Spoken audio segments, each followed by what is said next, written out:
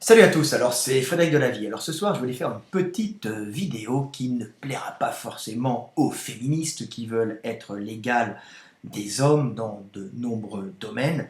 Je voulais faire une petite vidéo d'anatomie, une petite vidéo pour expliquer que les femmes lançaient beaucoup moins bien que les hommes et que les femmes, depuis la nuit des temps, n'étaient pas des chasseuses et que c'était les hommes qui chassaient et qui rapportaient la nourriture aux femmes, alors qui rapportaient en partie la nourriture aux femmes, bien sûr, les femmes subvenant à leurs besoins dans l'entourage immédiat du foyer, ou des hôtes de protection, de la grotte, du village, même primitif.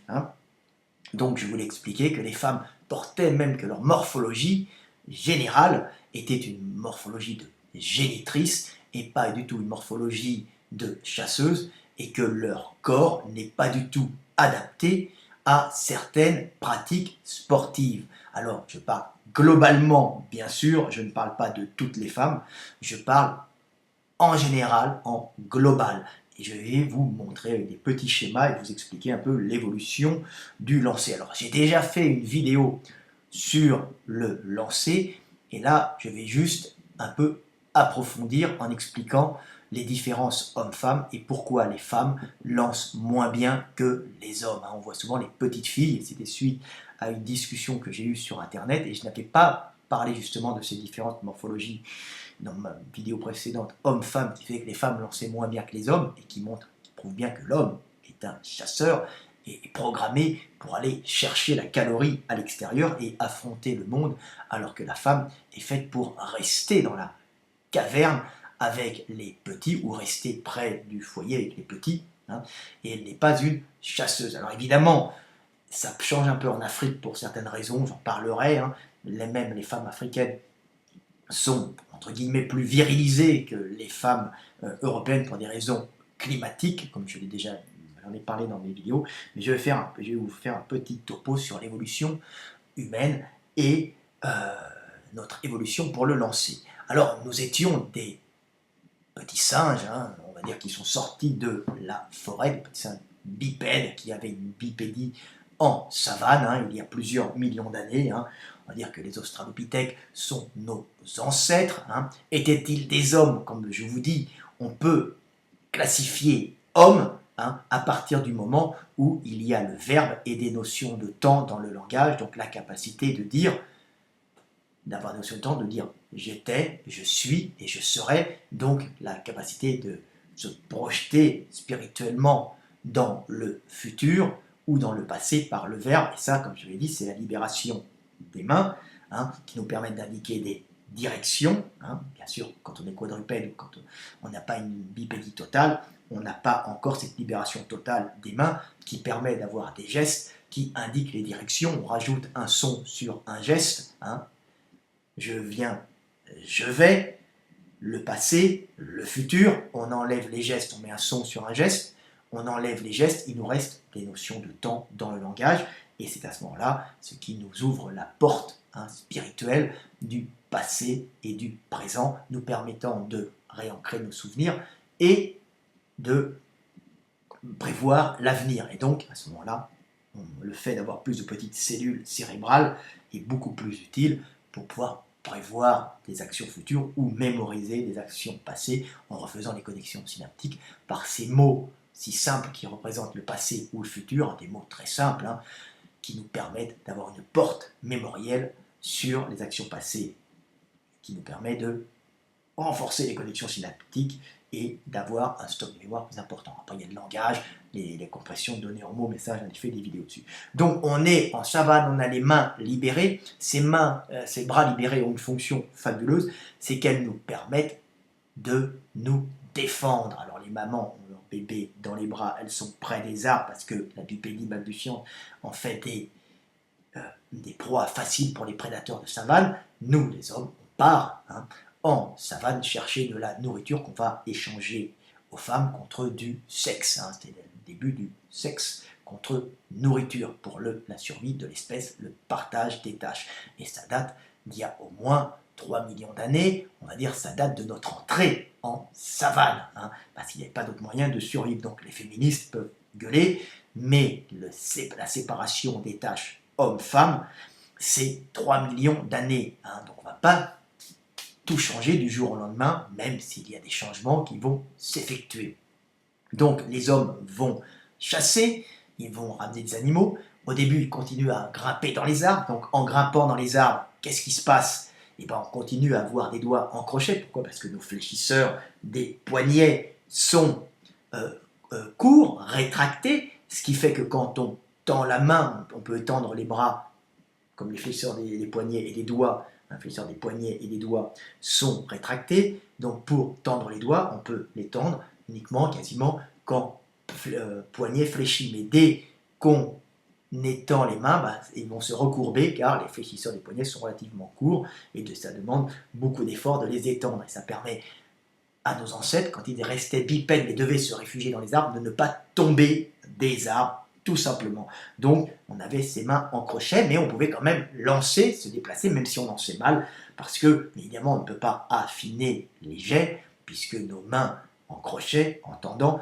ont tendance à nous faire dévier les projectiles vers le bas. Mais quand vous avez une dizaine de singes qui ont quand même des mouvements de haut en bas, puisqu'ils continuent à grimper très puissants, puisqu'on était des bras chiateurs, tout en restant bipèdes en savane, hein. Donc une bipédie marche, et ensuite on grimpait, on se réfugiait. Hein. Donc on pouvait quand même jeter des pierres ou des cailloux d'une façon très peu précise, mais violente. Et quand vous êtes 10 petits singes ou qui jettent, ou des hommes, hein, si vous voulez, nos ancêtres qui jettent des cailloux, ça fait fuir les prédateurs. Hein. Donc au bout d'un moment, on avait moins besoin de se réfugier dans les arbres puisqu'on devenait de plus en plus intelligent grâce au langage. Hein. Donc on est devenu de plus en plus intelligent, pouvant organiser les chasses. On était obligatoirement plus carnivore puisqu'il n'y a pas beaucoup de végétaux adaptés à des estomacs et surtout des intestins de singes, hein, plutôt des intestins de singes, hein, puisque ce sont essentiellement des plantes fibreuses qu'on trouve en savane. Donc on a dû se rabattre sur les quelques feuillages qu'il y avait, les quelques fruits, mais surtout la viande qui était contenue dans les animaux et surtout les charognes fraîches qu'on allait repérer à l'horizon grâce à notre vue qui est devenue plus perçante. Hein. On capte moins les côtés qu'un singe, mais on capte plus en précision grâce à notre fovea. Hein. Donc on a une vue perçante, hein, pour voir la savane au loin, voir s'il y a des vols de rapaces et aller chaparder à des prédateurs de taille moyenne les bêtes qu'ils ont tuées avant que ces proies pourrissent, parce que nos estomacs ne sont pas assez acides pour pouvoir supporter des bactéries qui sont dans la putréfaction des viandes mortes après un certain temps. Les bactéries sont pathogènes. Hein. Le chien il avale n'importe quoi, les licarons, les hyènes avalent n'importe quoi, comme les lions, hein, même les tigres dents de sable, car ils ont une acidité de l'estomac qui tue toutes les bactéries. Non, nous étions des singes encore, nous avions des intestins trop longs, même s'ils étaient plus courts que l'intestin ruminant, et un estomac pas assez acide, mais on pouvait quand même prendre de la viande s'il était fraîche. Hein, donc, mais on ne pouvait pas la chasser, on n'avait pas vraiment les outils. Donc par contre, on pouvait se défendre avec les pierres. Donc au bout d'un moment, on avait l'épaule en plus vers le haut, donc on ne pouvait jeter que de haut en bas. Au bout d'un moment, on était très bien organisé. On a eu moins de fauves, parce qu'évidemment, prendre une pierre dans la gueule, on devient, pour un fauve, nos ancêtres, donc les Australopithèques, entre Australopithèques et habilis, deviennent beaucoup moins intéressants, car plus dangereux à chasser, hein, les femmes se réfugiant dans les arbres, hein, et les hommes allant à la quête de la nourriture en chapardant des proies mortes chez les prédateurs moyens, même des fois en chassant des petits proies, hein, ou en prenant des œufs, ou en prenant des bébés animaux cachés. C'était sûrement une technique de chasse. Mais au bout d'un moment, on commence à limiter les prédateurs, on monte moins dans les arbres, moins de sélection sur les mains en crochet, nos doigts peuvent s'étendre plus facilement quand le poignet est tendu, hein, ce qui donne l'avantage, c'est que nous pouvons lancer plus facilement. En plus, la taille se libère. Hein, à cet endroit-là, hein, je vais vous montrer. Hop, à cet endroit-là, la taille se libère. Chez les singes, ça monte très haut. Le bassin monte très très haut chez les singes. Chez l'homme, avec la bipédie, il y a des rotations qui s'effectuent, des oscillations. Donc la taille se libère pour un meilleur déplacement bipède. Donc il y a rotation. hein, rotation du buste, et en même temps, comme nous montons plus, l'épaule devient plus horizontale, moins orientée vers le haut, hein, l'omoplate ici est moins orienté vers le haut chez l'homme, il devient horizontal, et les mouvements de bras ne se font plus de haut en bas, comme dans le déplacement quadrupède de nos ancêtres quand ils étaient en forêt, hein, mais il se fait, le déplacement du bras se fait de façon plus latérale, de l'extérieur vers l'intérieur, de l'intérieur vers l'extérieur, et non de haut en bas, puisqu'on ne grimpe plus dans les arbres. Donc il y a un changement total de morphologie qui nous rend plus aptes à lancer, et l'homme devient un lanceur excellent. Excellent, pourquoi? Et je vais vous montrer, j'ai fait des petits dessins, parce qu'il devient une véritable arme de combat, une arme de jet, son corps est une arme de jet, hein. Il n'a pas d'outils, il a des outils, il prend des pierres, au début il devait prendre des cailloux, ensuite il a fabriqué ses premiers lances, mais au début il lançait avec des pierres, hein, qu'il conservait, on a retrouvé même récemment des pierres qui devaient être stockées et accumulées par nos lointains ancêtres pour leur forme agréable à prendre et à lancer pour se défendre. Donc il y a eu une espèce de recherche de la pierre, hein, et tout en continuant à taper. Donc on est devenus des lanceurs, et je vous montre un peu la morphologie de l'homme, ce lanceur, hein. Voilà un petit dessin que j'ai fait. Voilà, est-ce que vous le voyez? Voilà, hein, et on voit que la morphologie de l'homme est faite pour lancer, avec un muscle pectoral qui ne sert plus à descendre de haut en bas, donc à se déplacer, mais qui est devenu un muscle de lancer, avec un deltoïde antérieur et une articulation de l'épaule qui récupère l'énergie cinétique, hein.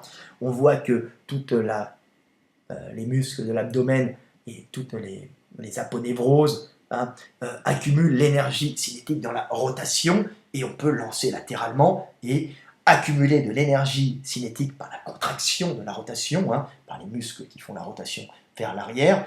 Le bras est projeté vers l'arrière, et à ce moment-là, on tend le bras avec l'énergie cinétique, hein, et l'extension du bras, la vitesse de rotation augmente, et cette vitesse accumule de l'énergie dans les fibres du grand pectoral, mais aussi les fibres de l'articulation de l'épaule et toutes les fibres de la sangle abdominale, ce qui permet de faire une rotation dans l'autre sens, et vous cumulez la vitesse de rotation musculaire en contraction positive associée à l'énergie cinétique dans les fibres de l'abdomen et dans l'épaule, ce qui fait de nous de terribles chasseurs. Et en plus, comme on continue à lancer, on ne grimpe plus aux arbres, donc nos doigts sont tendus, ce qui permet d'affiner le jet et, en fin de compte, de viser avec précision la proie ou le prédateur. Donc on devient par cela, des êtres terriblement dangereux, capables de projeter à distance des objets blessant les autres animaux. Donc on est des animaux capables à distance, sans se déplacer, hein, de blesser ou de tuer.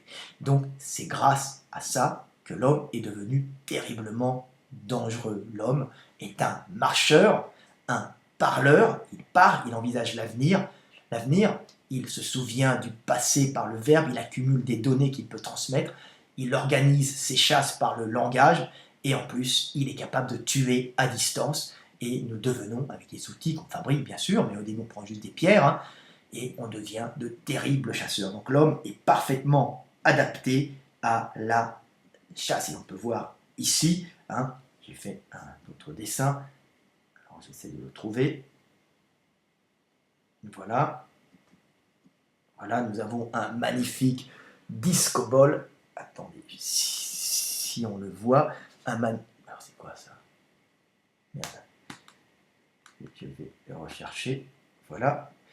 Un magnifique discobole, et on voit que toute la musculature humaine est faite pour le déplacement bipède, mais aussi pour le lancer, avec des obliques extrêmement puissants, des obliques de discobole, faits pour les rotations, hein, et une accumulation énergétique, hein, qui se fait, d'énergie cinétique, qui se fait dans les fibres musculaires et dans les fibres de l'articulation de l'épaule, qui sont élastiques, hein, et toute cette partie-là, hein, et accumule l'énergie cinétique dans les fibres et les aponevroses et les fascias, hein. Vous voyez que l'homme est fait pour lancer, est fait pour des rotations, c'est le fait de marcher, en oscillant, qui a libéré la taille, qui lui a permis d'avoir une très bonne rotation de hanche, accumulation d'énergie de buste, hein, accumulation de rotation de buste, accumulation d'énergie cinétique dans le buste, accumulation d'énergie cinétique dans l'épaule, et contraction, et ensuite extension du triceps, hein, au passage. Donc on est devenu de terribles lanceurs.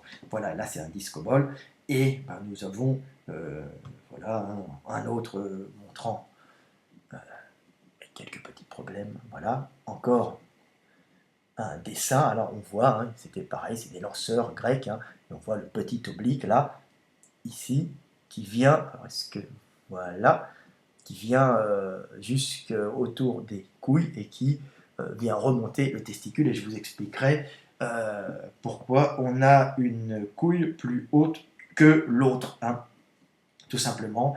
Alors c'est la droite qui est en général plus haute que l'autre chez les hommes, hein.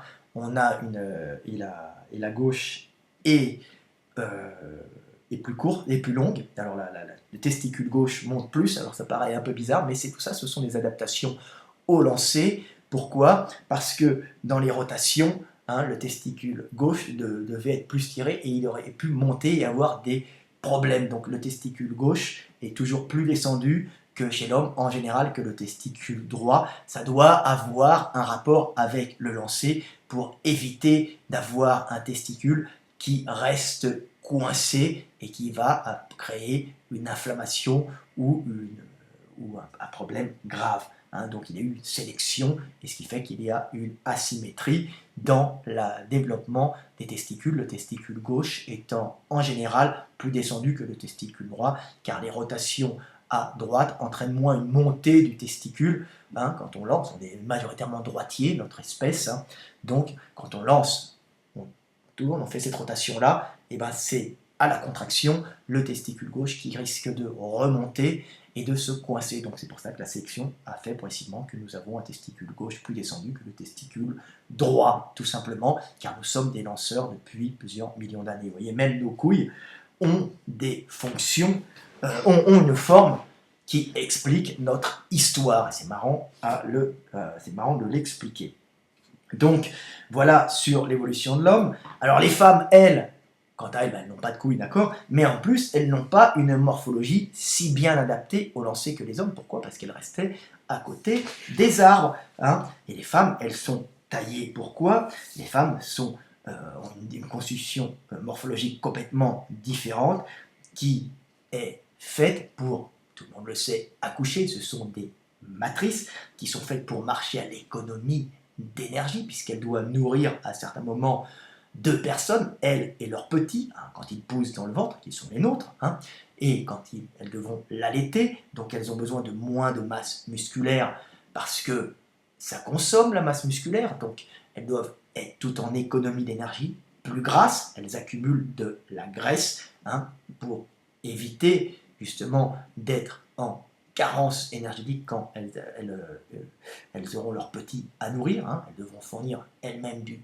calcium, elles-mêmes des protéines, des acides gras essentiels qu'elles tireront essentiellement dans les premières années de vie du petit et pendant son développement de leur corps. Hein. Donc, elles n'ont pas besoin d'avoir des gros muscles qui consomment et qui carenceraient notre petit. Hein. Donc, c'est pour ça qu'elles sont beaucoup moins musculaires que c'est l'homme qui, lui, est balèze et va à l'extérieur chercher la calorie, l'énergie qu'il rapportera en partie à la femme. Alors, il y a des endroits où c'est un peu changé, je parle un peu de l'Afrique, regardez mes vidéos sur la femme africaine, c'est intéressant. Mais voilà, à peu près. Alors, la femme continue à chercher sa nourriture, hein, autour du foyer, autour de l'arbre, hein, des baies, de la nourriture, mais elle attendait l'homme, hein, et avec ses petits. Donc, elle est moins musculaire, moins tonique, donc elle peut moins bien lancer, moins bien se défendre, elle continue à grimper aux arbres. Hein. À l'époque des Australopithèques, la bilis, ça a changé, bien sûr, hein. Mais après, elle n'avait pas à chasser, elle n'avait pas à avoir de spécialisation pour la chasse, puisqu'elle s'occupait 100% de l'éducation d'un petit à croissance lente, avec le papa qui revenait de la chasse, qui revenait donner à manger aux petits. Donc, Le fait aussi d'avoir des petits de plus en plus gros, hein, qui ont avec un plus gros cerveau plutôt, avec une croissance lente, hein, qui se forment spirituellement, qui ont une éducation très lente, hein, donc un gros cerveau, fait que la femme est obligée d'être à côté, ne peut pas chasser, doit nourrir le petit, puis en plus ce gros cerveau fait que la maman a une morphologie génère, une sélection qui génère une morphologie bien particulière des femmes avec un bassin plus large pour laisser passer ce gros cerveau et ce bébé avec une grosse tête, hein. Donc c'est la tête du bébé qui est gros, pas le corps, hein. On est avec un gros cerveau qui est notre organe principal de survie, notre arme principale, puisque l'homme a tout basé sur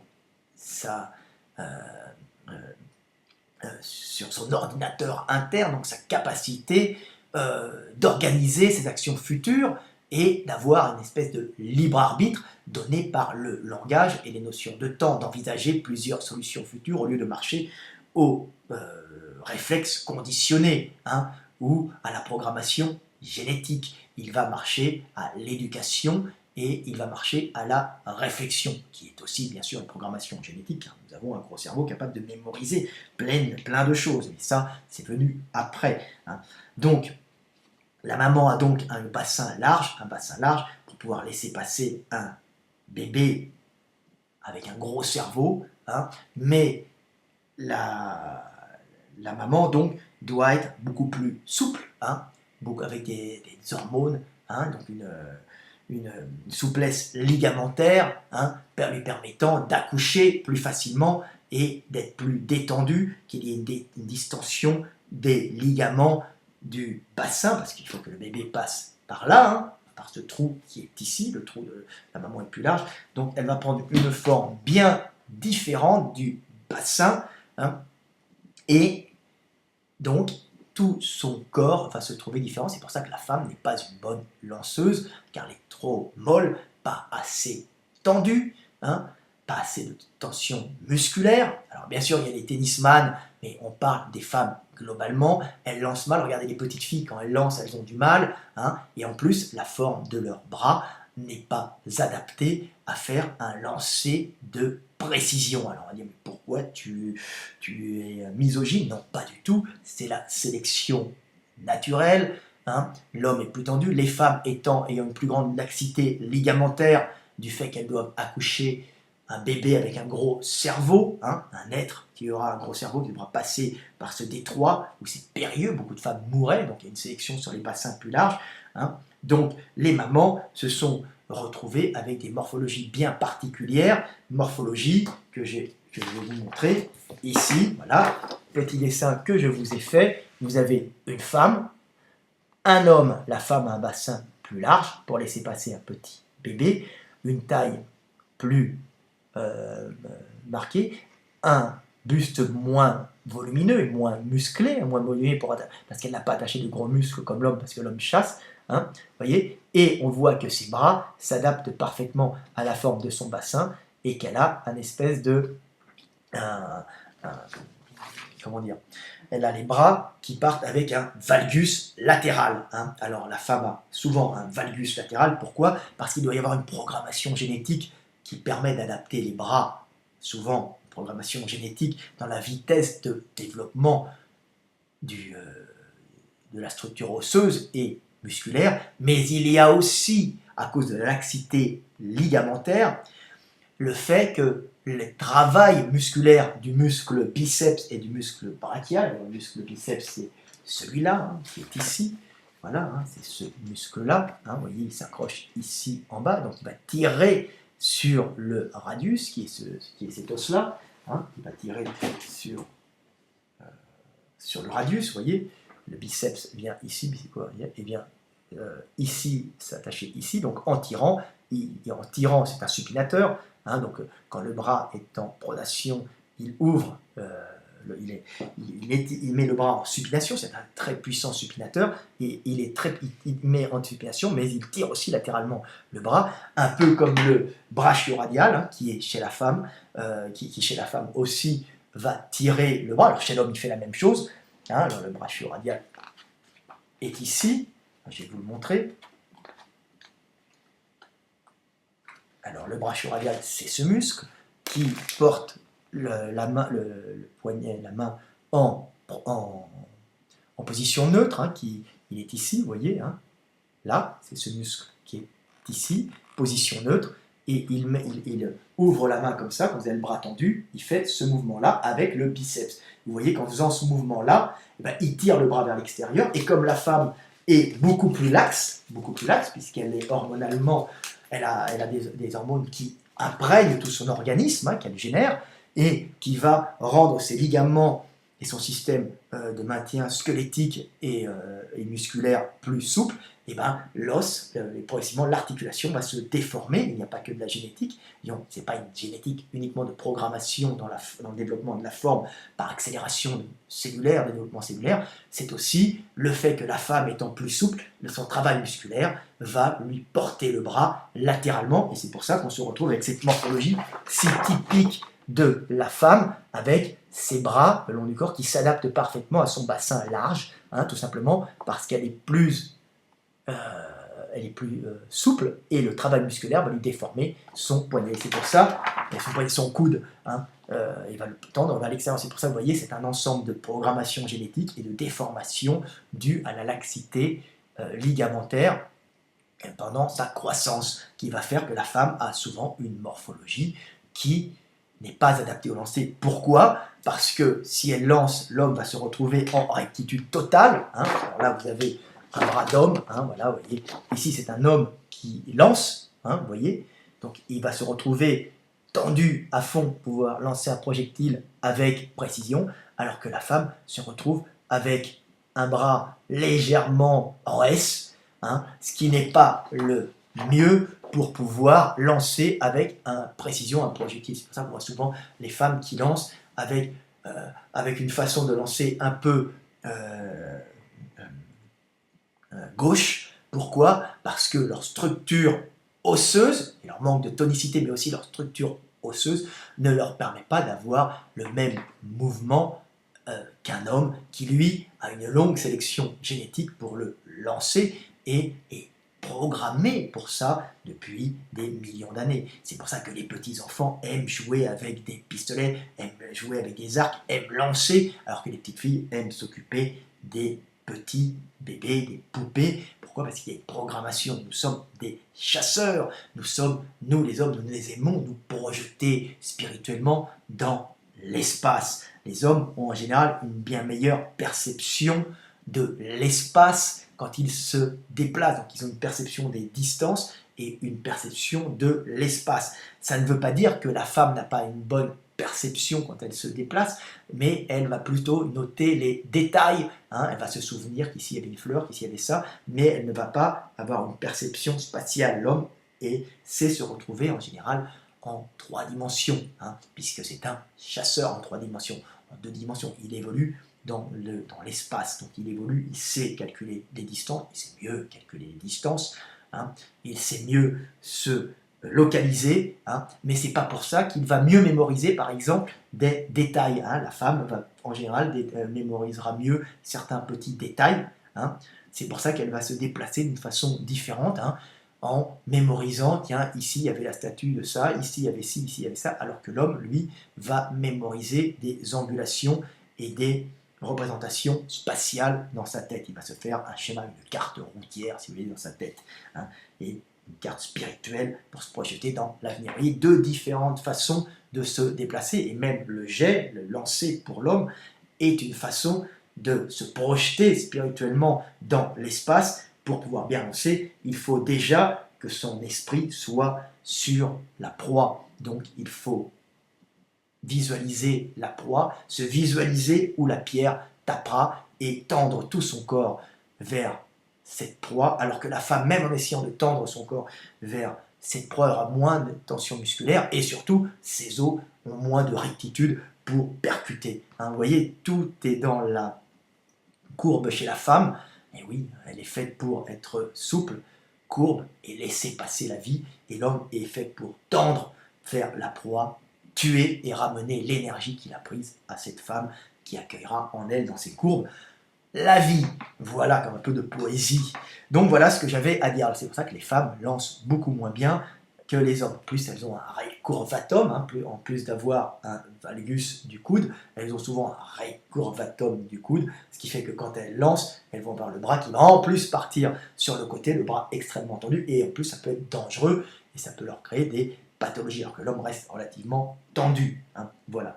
Voilà ce que j'avais à dire. Alors, est-ce que j'ai des petits dessins à vous montrer pour terminer notre petite vidéo, voilà. Oui, ben voilà à peu près un homme, hein. Voilà un bras d'homme en lancé, hein, vous voyez, dans la rectitude. Alors là, c'est donné un coup de poing, mais c'est pas grave, c'est pareil. Hein. Simplement, la main n'est pas tendue, la main est fermée, donc on donne un coup de poing, hein, et on est dans l'axe. Et si vous donnez un coup de poing, vous avez un coude en valgus et en recurvatum, ben vous aurez tout de suite moins de puissance, ça partira légèrement sur le côté. Hein, c'est pour ça que les femmes aussi tapent moins. Elles n'ont pas la constitution pour ça. Hein. Alors il y a des femmes qui tapent très bien, mais en général, ça tape moins bien qu'un homme. Hein. C'est comme quand on voit les femmes courir, souvent elles ont les cuisses qui partent vers les pieds qui partent vers l'extérieur, c'est parce qu'elles sont taillées pour laisser accoucher, que leurs fémurs en X, hein, leurs jambes en X, sont en vérité un rattrapage de ce large bassin fait pour faire sortir un petit homme avec un gros cerveau capable d'avoir une vie sociale extrêmement complexe pour maîtriser la planète avec ses congénères. Voilà tout ce que j'avais à dire. Un autre schéma que j'ai à vous montrer, ben voilà le coude. Hein. Vous voyez, là c'est 2 coudes d'homme, mais c'est pour montrer qu'en général les femmes ont cette morphologie de coude. Hein. Donc en valgus, hein, tout ça parce que le biceps qui est ici, qui s'accroche ici, donc le biceps qui est là et le brachial qui est ici, ont tendance à, chez la femme qui est beaucoup plus laxe, à tirer latéralement l'articulation pendant leur croissance, mais il y a aussi visiblement une petite programmation génétique dans la vitesse de développement osseux et musculaire. Bien sûr, c'est un ensemble. Alors, est-ce que j'ai d'autres petites images à vous montrer? À peu près tout, voilà. Bon, ben, dernière petite image, si vous connaissez dans mes vidéos, on aura fait 30 minutes. Hein. J'espère que vous aurez compris pourquoi les femmes lancent moins bien. Alors, attends, hop, c'est mon célèbre dessin de gorille et d'homme. Hein, on voit que le gorille, lui, est fait pour grimper et que l'homme est fait pour lancer, et avec ses doigts qui s'étendent et cette rectitude, alors que le gorille, lui, en général, ne peut pas lancer, même le chimpanzé, hein, c'est la même chose en plus petit, on va dire, hein, avec quand même quelques différences, mais on voit que la main du gorille, par exemple, hein, est une main en crochet, ne facilitant pas, hein, le lancer et les pouvoirs. Il n'a pas envie de lancer, lui, en général, mais nos ancêtres qui continuent à grimper aux arbres avaient ces mains en crochet propres aux gorilles et proches aussi des chimpanzés. Hein. Donc il a fallu attendre de ne plus avoir de prédateurs pour pouvoir étendre nos doigts. Voilà ce que j'avais à dire. Donc voilà, évolution du lancer. Hein. Alors évidemment, après, on pousse avec la jambe, quand on lance, on court, hein, c'est un ensemble. Mais évolution du lancer, c'est pour ça que les femmes sont moins adaptées. Alors maintenant, ça me fait rire, oui, je voulais terminer sur certains chercheurs qui disaient dans des émissions que Néandertal, visiblement, les femmes accompagnaient les hommes à la chasse. C'est complètement délirant, hein, surtout qu'à cette époque, les femmes devaient faire beaucoup d'enfants, hein, au moins 4, on va dire au moins 4 ou 5, pour qu'il en reste 2,5, on va dire, hein, parce qu'il en mourait beaucoup, il vivait bien moins longtemps, donc elle devait s'occuper 100% des petits, ne pas trop s'éloigner du foyer pour pas avoir de pneumonie, hein, donc avec le petit qui était vulnérable, hein, puisque la température des branches descendant en dessous d'une certaine température, en dessous de 35, 36, 37, les bactéries pathogènes peuvent se développer et on attrape des pneumonies. Hein. Donc les femmes restaient au nord, près du foyer, et les hommes allaient chasser. Elles tournaient peut-être autour, elles ramassaient peut-être des baies, elles allaient chercher du bois pour se chauffer, hein, parce qu'ils se chauffaient quand même. Hein. Ça a été, c'est pas tout de suite, mais les premiers foyers sont à moins 500 000 ans, on va dire, donc ça fait quand même 500 000 ans que nos Néandertaliens se chauffaient, mais les femmes ne pouvaient pas aller chasser, ça n'était pas du tout dans leur fonction. Les femmes s'occupaient des petits, les femmes n'ont jamais été de grandes chasseuses. Alors, il y a une différence avec les Africaines. Alors, les Africaines sont un peu différentes, Africaines actuelles, parce qu'il y a eu comme une civilisation, un développement des hommes en Afrique. Il y a eu bien moins, il n'y avait plus de prédateurs quasiment, et les femmes pouvaient aller à l'extérieur Alors c'est pas pour le lancer, mais pouvaient aller à l'extérieur. Donc les femmes africaines ont, par rapport aux femmes européennes, une capacité spatiale en général au-dessus, plus développée que les femmes européennes. Pourquoi? Parce que ça fait des milliers d'années, des dizaines, on va dire des milliers d'années, que la femme africaine est à la production à l'extérieur, ça depuis les débuts de l'agriculture et de l'élevage. Les femmes africaines vivaient en général à l'extérieur et portaient leurs petits à l'extérieur et pouvaient vaquer à leurs occupations, chercher de la nourriture dans un milieu relativement riche, où les hommes avaient éloigné les prédateurs, donc dans une zone relativement comment dire, sûre, la femme pouvait élever et pratiquer l'agriculture, alors que l'homme, lui, se reposait et défendait le territoire. Donc la femme africaine est à la production, la femme européenne est en général uniquement à la reproduction et à l'éducation, donc au foyer, reproduction, éducation, pas à cause de la méchanceté des hommes, parce que le climat l'empêche d'aller à l'extérieur, comme il devait faire beaucoup d'enfants, donc il l'empêche d'aller à l'extérieur au moins une bonne partie de l'année avec les petits, car les petits sont vulnérables les premières années aux baisses de température, car les bronches peuvent descendre en dessous d'un certain degré et il y a des développements de bactéries pathogènes entraînant bronchite, pneumonie et mort. Donc on reste près du foyer, alors qu'en Afrique, on peut partir avec le petit, le poser près d'un arbre, une femme garde, les autres travaillent, il y a moins de risques qu'ils se refroidissent, qu'ils meurent d'hypothermie et de bronchite ou d'autres problèmes. Donc il y a d'autres bactéries, bien sûr, il y a des parasites, il y a des mycoses, il y a une quantité énorme de faune microbienne, terrifiante, mais il n'y a pas ce froid intense qui peut faire tomber le petit en hypothermie et favoriser le développement de certaines bactéries dans les bronches. Donc on voit deux mentalités différentes. Donc c'est pour ça que les femmes sont à l'extérieur. Mais bon, pour le lancer, c'est l'homme qui lançait et pas la femme. Voilà, petite vidéo où je pars dans tous les sens, mais j'avais besoin de parler de cette différente morphologie qui fait que les femmes ne sont pas de bonnes lanceuses, de par même leur fonction génitrice, leur fonction de reproductrice, leur fonction reproductrice qui fait qu'elles sont plus souples, qui fait qu'elles ont une forme osseuse moins apte à lancer et à chasser. Alors maintenant, elles peuvent tirer avec des fusils, mais en plus, elles ont une moins bonne perception spatiale. Alors, il y a des Africaines une meilleure perception spatiale, voir les tests et les recherches de Kimura, Doreen Kimura, un de mes maîtres, mais c'est un maître femme qui a fait des recherches fabuleuses sur les différences entre les sexes, sur les différences de perception spatiale et les différences, on va dire, d'intelligence. On ne parle pas d'être plus ou moins